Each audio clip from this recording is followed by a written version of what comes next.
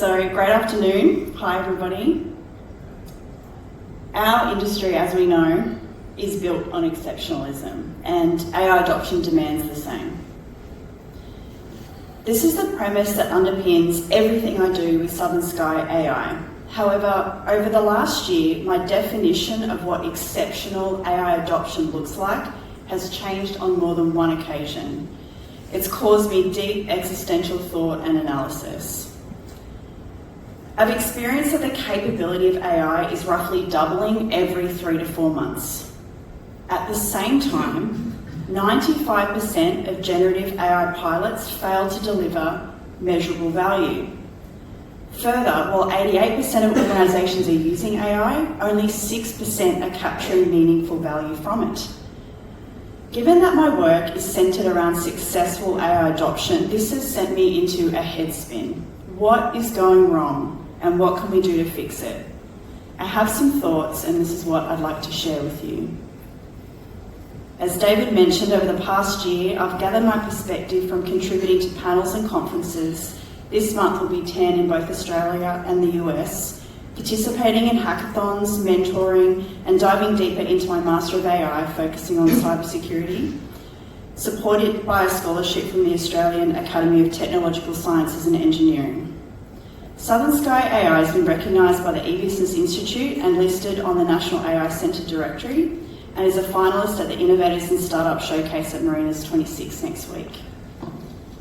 I've helped many of you in this room get started, and I've also been active in advisory work with super yacht businesses in the US and Europe, launching a few successful projects, failing on others, and learning a lot along the way.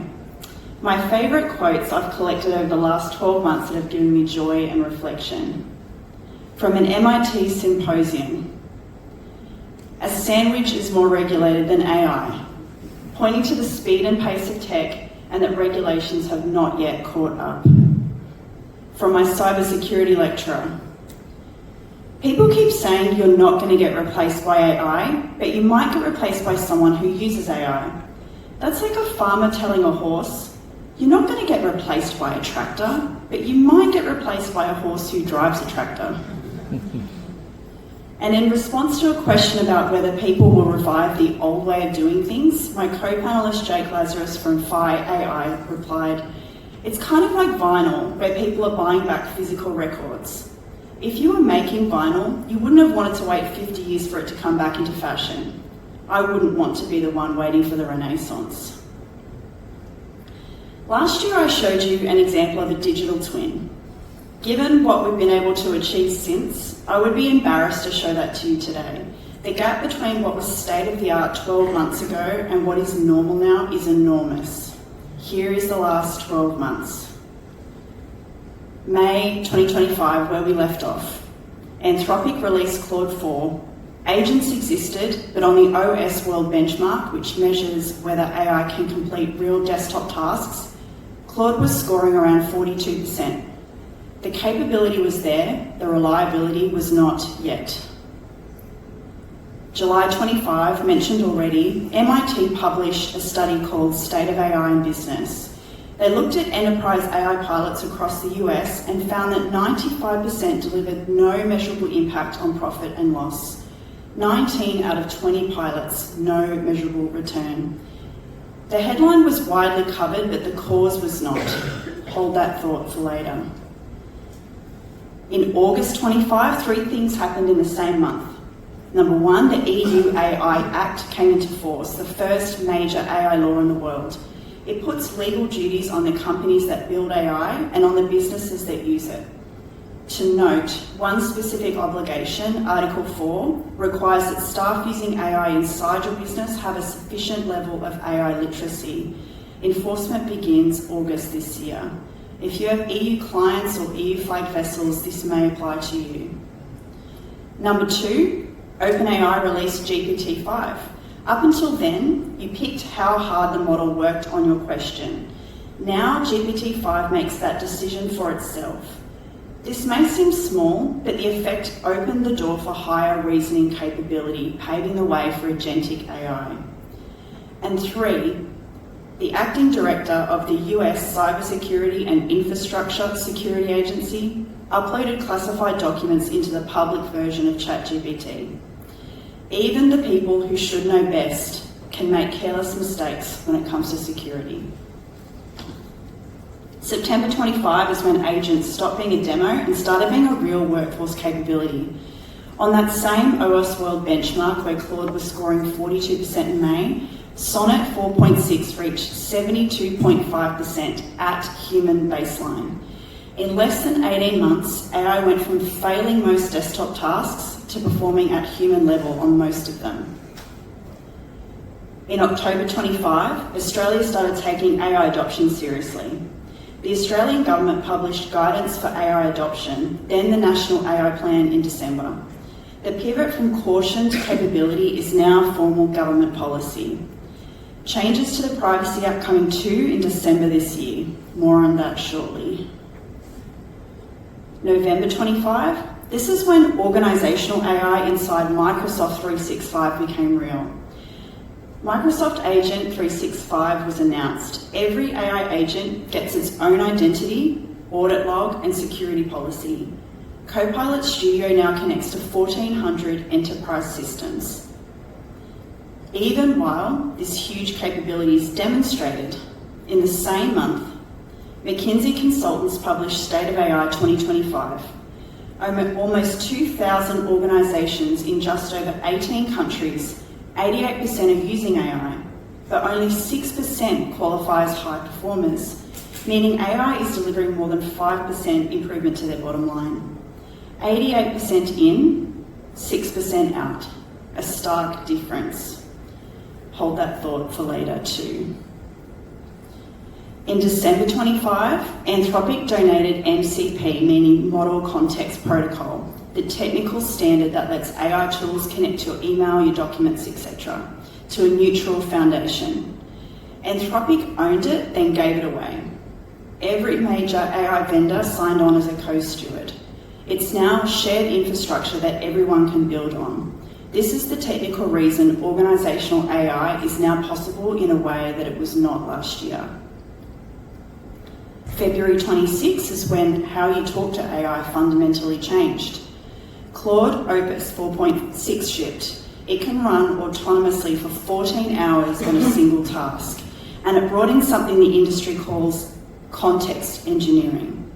A year ago, people built whole careers on prompt engineering. The models have got so much better at understanding what you mean that the prompt matters less. What matters now is what you give the model to work with, your documents, your data, your context. So you can stop trying to write the perfect prompt, but you now need to start by giving the model the right context. In March this year is when the door truly opened for Microsoft-locked organisations, which I see as a game changer. Microsoft also launched Copilot Co-work this month, an autonomous agent that works across Word, Excel, Outlook and Teams. Anthropic became a Microsoft sub-processor. Claude now runs inside Microsoft tenants under the company's existing Microsoft contract with no new vendor approval needed. For a lot of maritime organisations, procurement was the thing blocking them. Now they don't need approval. A note on GDPR. Anthropic does not yet have data processing available in the EU, so good to check in your setup if this applies to you. Last month in April is when we crossed a threshold. Anthropic shipped Claude Opus 4.7. It reached 78% on OSWorld, above the human expert baseline. 12 months ago, as you remember, this benchmark sat at 42%. The same release previewed Mythos, a model trained to find security vulnerabilities autonomously. It found thousands of previously unknown vulnerabilities across every major operating system and browser, including one in OpenBSD, one of the most security-hardened operating systems in the world that had been sitting there undetected for 27 years. This release triggered the US Federal Reserve Chair and the Treasury Secretary to convene the heads of the major US banks to discuss what it means for the financial system. The model is not released to the public. and AI is no longer just tech news. This month, in May, Microsoft Agent 365 is now generally available. The enterprise control plane for agentic AI is live, and just last week, Anthropic launched Claude for Small Business, bringing pre-built AI workflows to businesses of any size. 12 months ago, AI was a chat assistant. Today, it is identity-managed agents taking multi-step actions inside your existing software, governed by audit logs with a regulatory perimeter and an industry standard underneath. Given where we're at with technology advances, it just seems so wild that 95% of generative AI pilots fail to deliver measurable value. 88% of organisations are using AI and only 6% are capturing meaningful value from it. That study was from July 25. More recent research has confirmed it. Reuters' 2026 survey 6 weeks ago found 79% of organisations now face challenges with AI adoption, up from 60% last year.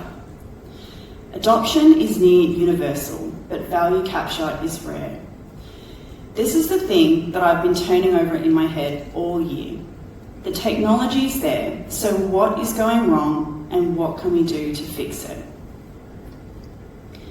These are 7 things I've noticed working with maritime organisations this year. 1.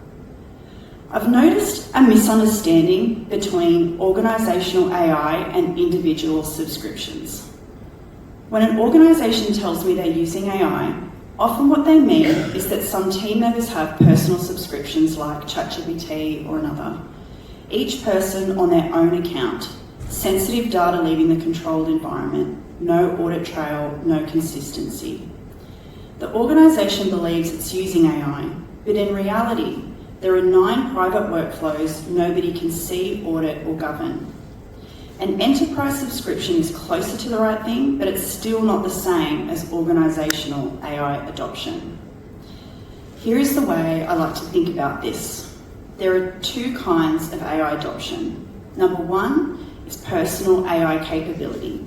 That's the individual getting faster. Individual subscriptions, personal prompts, each person works with it. Personal capability lifts, and that's great and it's important and often the first step.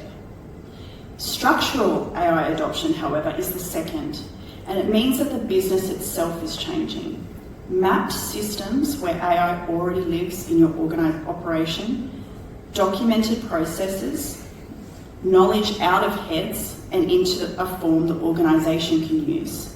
A governance framework, policies, boundaries, accountability, workflows and integrations, AI inside the operation. Defined use cases built from operational need, not what subscriptions you can buy. Most leaders are doing one when they need to be doing both. The question of where AI fits, what it connects to, who governs it, that is bigger than which subscription you buy, and it's a completely different animal. 2, I've noticed a misunderstanding about how you access AI. People think AI is the chat window. It's not. The best analogy I could come up with is a food truck. The kitchen inside the food truck is the intelligence. That's the brain, the AI. The question is how you get to it. The chat window is the front of the truck. You queue, you order, you wait. That is what most people mean when they say they're using AI. Plugging AI into your systems through something like an API is a different access point. You're the Uber Eats driver. You go to the side door, the staff hand the order directly to you. Same kitchen, same intelligence, faster and plugged into the flow of your operation. When people say AI, they usually mean the front window, but the real value sits at the side door. And once you're at the side door, you start running into agents. An easy way to remember what an agent does, I call it DROID. D is decide. The agent decides what it is you're asking it to do. R and O are reach out. The agent connects to tools, gathers information, collects what it needs to do the task. I is iterate. It marinates on the information to produce a result. And D is deliver. It puts the information or analysis into a form that you request. One agent does one thing. The real power is when you chain them together. Many agents taking small pieces of the work to produce a more complex result, with a human in the loop checking the work. 3. I've noticed people have a very limited understanding of what AI governance is, which is fair enough because I didn't really understand it either to start with, and I'm a lawyer. The term is confusing. AI governance is the whole system you can put around AI in your business. It includes a policy, the rules about who can use AI, what they can put into it, what it's allowed to do with company data, but it's more than just the policy. It's also what gets tracked, logged, whether decisions made with AI can be reviewed 6 months from now, whether your team knows AI was used, whether your clients know, who is accountable when something goes wrong, and how often the rules get revisited as the technology changes. A policy is the speed limit sign. Governance is the sign, plus the camera, the license points, and the review of road safety every 5 years. A sign on its own does nothing if nothing is tracking it. Most people in our industry are deeply aware of the sensitivity of owner and client data. Most have not known how to engage with AI without accidentally leaking private information, so they've either not used AI at all or used it on best judgment. Best judgment is not a policy. It's not defensible, trackable, or repeatable. The existing regulations still apply, like data residency, privacy laws, and GDPR. In Australia, if your turnover is above 3 million, you're an APP entity. From the 10th of December this year, you must disclose what personal information your AI systems use, the kinds of decisions they make, and where those decisions could significantly affect someone's rights or interests. The obligation captures systems you already have running today. The speed limit sign has been there for years. From December, the camera goes live. 4. I've noticed AI is already being used invisibly in almost every organisation I've met with, and it's more than just data risk. A recent conversation with a maritime CEO described it as a habit risk. People are getting stuck in habits with certain tools that may not be ideal for their entire operation and using them in ways leadership does not understand. By the time leadership decides to implement a strategy around certain tools and systems, the behaviour has hardened and change management becomes more challenging. McKinsey found that employees are using AI 3 times more than the leaders think they are. 5. Context matters more than prompting now. I've mentioned this already, but a year ago we were learning to write good prompts. Today, the models work out what we mean. What matters now is the context, your documents, your data, your written instructions, locked and loaded, so it injects into everything you do. This is not the same as uploading documents to a chat or how your model starts to know your preferences over time. Context engineering is deliberate. You decide what the model sees when and in what order, and you design your systems around it. 6. How your business has changed. AI chat windows are answering questions on behalf of users instead of returning 10 blue links like the days of traditional SEO. Whether your business is discovered depends on whether AI's picture of your entity is accurate, complete, and consistent across every platform. I had to do this work for myself. There's another Kristina Agustin. She's a California realtor. Until I strategically addressed this, Google AI could not tell which me was connected with Southern Sky AI and which was a realtor. I was not impressed and took this on as a personal mission to rectify, to my family's entertainment. Being findable in 2026 is making sure that AI knows exactly who you are, what you do, and which Kristina is the right one. And 7, my last learning. and this is the hardest one to say. The chasm is widening. The people I talk to in the AI community are losing sleep over this. They're running at a level of detail and pace that the leaders in maritime organisations I work with have had very little time to track. The gap between those two worlds is widening. You can do everything you can to learn AI on your own, but I say this as gently as I can. You will not get there with the time and focus available unless you do one of three things. 1, free up more of your own time to focus on this. 2, nominate someone in your organisation and free up their time to focus on this. Or 3, work with someone external like me who can filter what you need to know and turn it into something you can put into practice. The major AI labs are noticing this too. 2 weeks ago, on the 4th of May, OpenAI and Anthropic both announced multi-billion-dollar consulting ventures. OpenAI launched a $10 billion deployment company. Anthropic announced its own services firm, backed by Blackstone, Goldman Sachs and Sequoia. Combined, that is $11.5 billion targeting the consulting industry. The same week, Anthropic also launched Claude for Small Business, 31 pre-built workflows for cash flow, payroll, invoice chasing, plugged into QuickBooks, PayPal, HubSpot, Microsoft 365. The labs are reaching directly into the market because they know the gains have been slow. Here is what this tells me. The 2 most valuable AI companies in the world just spent $11.5 billion agreeing that you cannot deploy AI without humans embedded in your business. The technology is not the bottleneck, the deployment is. And this is where it gets interesting for our industry.